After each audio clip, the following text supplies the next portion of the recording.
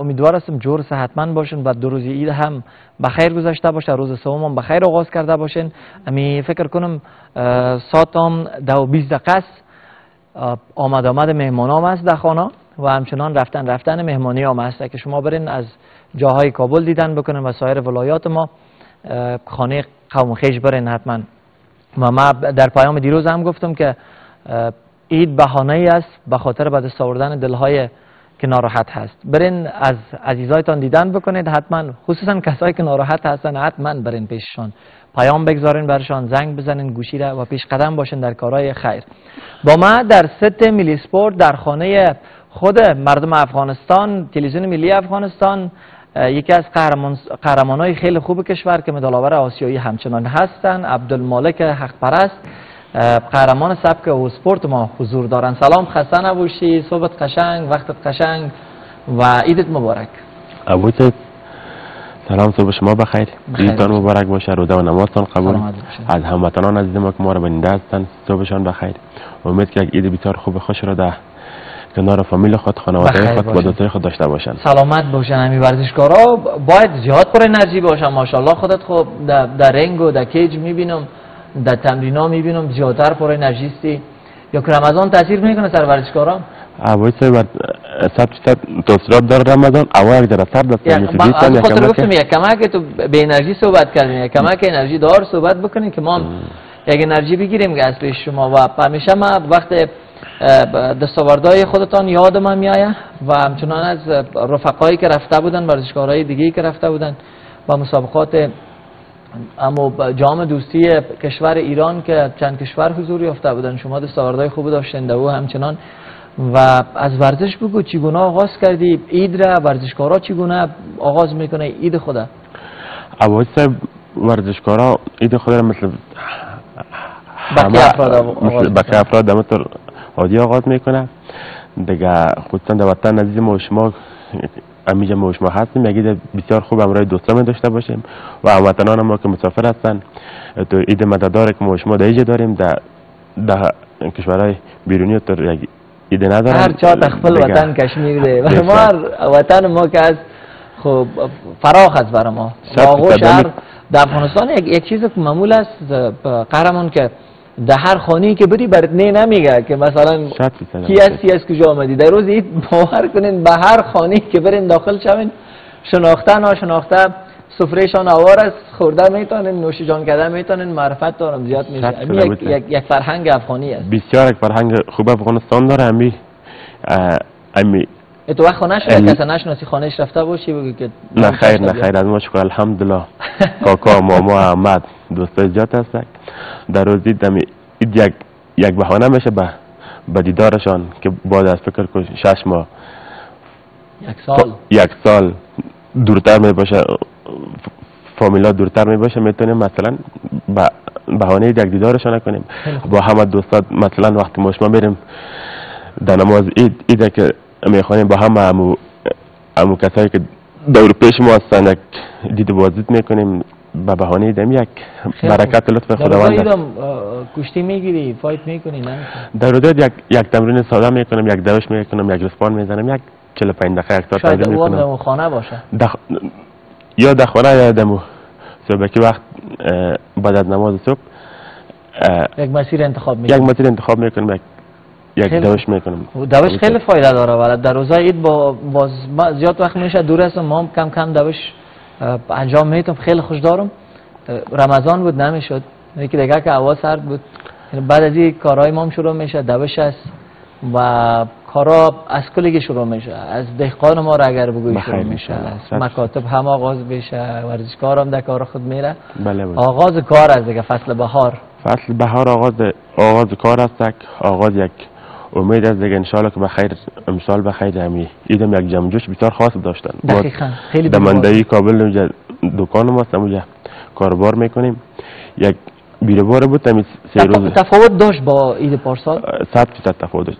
یک بیروبار میشد انسان بندی میشد. ما سربندی رو ما شما دیده بودیم در یک منطقه متن یک بند میموندید 10 دقیقه 15 دقیقه پیش نمیرفتن. خیلی یک بیروبار بود، یک عید بسیار پر جمع جوشی بود.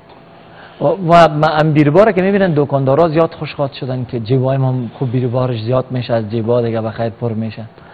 100% دکاندارایی که در بخش کیک کلچه و بخش خوراکه و بخش لباس هستن دیگه سرشان بخش چپلی بود. این بخشایی که در این ضرورت هر وطن ما هست جمعجوشان خیلی زیاد بود. اما ما متاسفانه لوازم ورزشی هست دیگه در رمضان ورزشکارا مقدار زیاد ورزش نمیکنن، هم ورزشکار باشه هم فروش لوازم ورزشی بخش ما قدر زیاد ورزش نمیکنن. در رمضان خودن ورزشکارا بیشتر ورزش کم میکنن دیگه. از ما متاسفانه حال شروع میشه بخیر کارهای ورزش. معمولا ورزشکارا را دیدیم. استاد قیس جسور دکتر صاحبی که از قهرمانای خیلی خوب کشور ما هست، اونا همچنان نمی بخش در کنار از اینکه ورزش میکنه افتخارآور است. بله. اونا هم فروش لوازم ورزشی را دکانش دارن انجام میتن، در کار مصروف هستن. بله. و بیشتر ورزشکارا هستن. از ایدی برای ما بگو که آغاز کرده بودی. ایده طبعا یک فرهنگ داریم که با افرادی که خانه میاین حتما اطفال نازنین که داشته می باشن به اونا ایدی هدیه میتیم. در ایدی شما پول هدیه میتین یا کسایی که در بخش ورزشی کار میکنن لوازم ورزشی هدیه میده؟ آقای بزرگوار در اید یک فرهنگ ما شماست که باید اطفال یکی دانه بتیم به خاطر که هم خوش میشن. من خودم شخصا برشان پولی میتم، اما از نظرم از پول که برشان یک توپ، یک بیت کرکت، یک وسایل ورزشی این خوب تر میشه. یک مسیر ورزشی میگیرن، یک مسیر انتخاب میشه برایشان، یک مسیر ورزشی میگیرن دیگه. یک فرهنگ بسیار خوب ما شما داریم که همون یک 50 افغانی یا 100 افغانی یا 20 افغانی یا 10 افغانی یک اطفال بسیار خوش میشن. دمو یک احساس مستقلیت میکنن. اون پیسه که میگیرن خودشون دیگه همیت اطفال افغانستان از دکانای دور بر یک چیز خریداری به خود میکنن، خصوصا در شواهد هر دکاندار خصوصا از افغانستان یک رسم خوب نیست که تفنگچه زیادتر مثلا بطاقه هستن دکاندارا در موجه می داشته باشن. زیادتر از دیدم کوچای ما بسیار متر تق و پق بسیار زیاد می باشن. اید با ما با طفلا از زیادترشان طفلا باید که کنترل شویم بطاقی و سرسلامت نباشه. ما چند روز پیش در برنامه یاد کردیم ولی در مجموعه ما شوخی بر طفل است. اطفال لازم باید شوخی کنه. زیادتر در عید اونا زیاد خرسند می باشن، خوش می باشن، لباسای خود تا شب تیار میکنن. یک روز پیشش پیش از عید که صبح عید است منتظر می باشن. و بسیار زیاد ببخشی باش من و هم قسم میکنم که ما بر شما چای نریفتم. خب از ای بر ما بگو که پیشکی تمرین میکنین، رفتین پیششان نرفتین، چه قسم دیدن کردین؟ پیش استاد ما پالوان عتیق نبی داده در روز عید خوشبختانه امروزشان دم چی دیدیم در مسجد با هم یک ایدی کردیم و پیش استاد ما و ایدار رسولی با دوستا هم آهنگ کرده بودیم که به حضورشان بریم، اما متاسفانه که یک دوستایشان فوت کرده بود، برایشان فکر کنه بود فوت کرده بود، خداوند رحمتشان کنه دیگه. او را دیده نتونستیم و امروز هم هنوز باقی است دیگه. پیش استادای دیگه ما ان شاء الله حضور پیدا میکنیم. بخیر باشد. قهرمان چی است؟ روز عید است. مام چای هم ریختم براتان، جوس هم ماندم، هر کدامشان میل دارین نوش جان بکنین با میوه خشک و میوه تازه هم است و هر روز عید نیست که باز با مثلا هم کلچه بخورید. قربانت نزدیم ان شاء الله که هر وقت اومدی در تلویزیون ملی عید است ما را تیار میکنیم. قربانت بود خداوند کامل کنه. خب از خاطرات ورزشی بر ما بگو. سبک و اسپورت هم رشته خوبی است. شما هم چند رشته تمرین کردین. از این مسیر کدام خاطره جالب اگر باشه از سفرتان بوده باشه یا اتو خاطرات طبعا می باشه؟ یا خاطره جالب از امی مسابقات دارم. عریف اولم از کشور عراق بود که خوشبختانه توانستم که شکستش بودم. بعد از مسابقات سنم یکم چپ سعی میکرد نگفتم والا دایی کدام گوشه مرا گیر نکنه که 3-4 نفره با بسیار چپ سعی میکرد. با دموی یک هتل زندگی بودپاش داشتیم. رفتم گفتم یک کم برش فارسی و کم عربی، یک دوستی و یک محبت است. گفتم یک بغل گرفتمش. خیلی کار کرد. ما هم یال دل میگفتم کاش که میگفتم که میرفتی و چپ سیل میکرد و میرفتی یک بغل میگرفتی. یک بغل گرفتمش. و اصل ورزش همی است. اصل ورزش همی است. ورزش با اخلاقش زیباست. ورزش وقتی میگم که ورزشکارای ما سفیران صلح هستن در تمام میادین نمایندگان کشور خود می باشند. یعنی می نمایندگی از خود ورزش که میکنه، یک ورزشکار میره با اخلاق اگر بر خیلی خوب میشه. خیلی قشنگ بود این لحظه. ما مطمئن هستم هیچ وقت یادش نمیره و چون این عمل دیگه انجام نمیده، به خاطر که اما عمل که انجام داد عکس العمل بسیار زیبا ازش گرفته. ای که تو شما در آغوش کشیدین و ازشان گفتین که ورزش است و خیلی قشنگ بود. اصل ورزش هم اخلاق است. دقیقاً. ورزشکار از همه چیزش که اول اخلاقش مهمتر است. اول اخلاق، دوم اخلاق، سوم اخلاق میگن، چهارم باز ورزش میشه و بعدن. خیلی خوبی. تو وقت شده که در خانه بوده باشی، باز هم تیمیایت آمده باشه، زیادتر بچه‌ها سپارینگ میکنن در کلاب، باز پارتنرهای مشخص معلوم است که کی سپارینگ کنه چون اوزان مختلف می باشه. باز خانه آمده باشه در روزهای عید یا دو روز عید که گذشت تا عیدم برتان گفته باشه که مالک جان ما و تو به روز عید هم یک چالش هستی، نمیشه یک کشتی بگیریم. باز سرخانه جمع کرده باشی یک کشتی گرفته باشی یا گفته باشی بیا میریم در یک چمن کشتی میگیریم. تو شده کدام وقت؟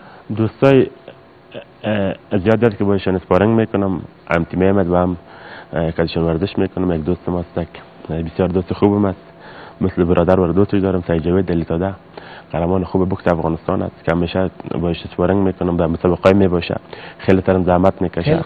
دیگه یک دوست بسیار نزدیک دیگه مثل عبدالرب زکیولا که باید در رشته پلوانی همراهشان مسابقه می باشه، باهاش یک جای تمرین میکنم به خاطر کشتیم خوب شوه. دیگه دوستای زیادی هستن در روزایی که چون کشتی خونه و در روزایی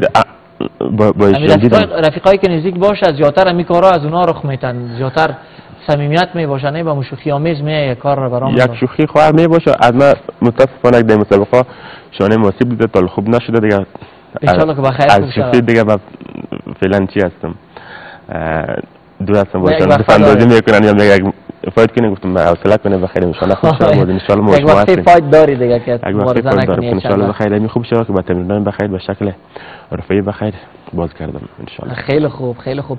امی ایران رفتی، از اونجا دیدی از کشورهای مختلف آمده بودن، تغییرات کلی در ورزش دیدن میشد که ایجا آورده باشن تجاربش را گفته باشی که در قسمت وسایل ورزشی خودت کار میکنی، مثلا گفته باشی که در قسمت وسایل ورزشی باید در افغانستان هم چنین چیز باشه، فکر کرده باشی که این وسایل یا دارن بیانی امکانات در اینجا مساعد بسازیم به وطندارای خود.